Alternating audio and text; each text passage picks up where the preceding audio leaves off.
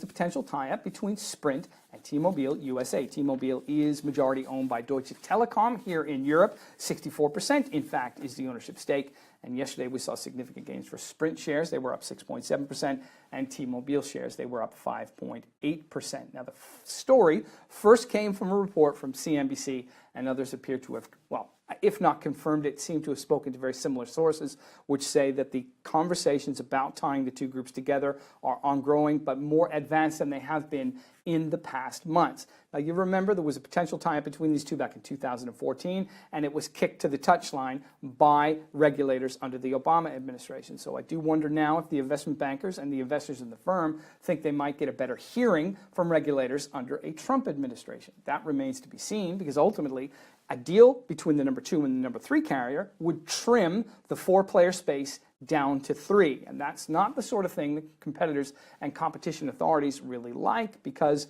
of course, it drives up prices as a result. So from what I'm reading this morning, there's about a 50-50 chance that this could get regulatory approval, if indeed it were even to go through in the further due diligence stages. Now, that would probably mean that we aren't looking at anything into 2018 or potentially beyond by the time the regulatory review is completed.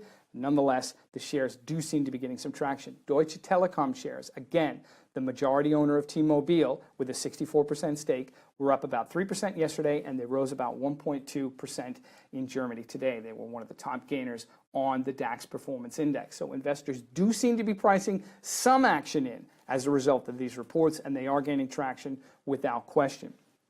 However, you do have to wonder how it's going to be managed. The reports we're reading are that it's going to be an all-share transaction. Those are difficult to execute when you're looking at the different ownership structures. Sprint is largely owned by SoftBank, the Japanese conglomerate that is controlled by the billionaire investor Masayoshi Son.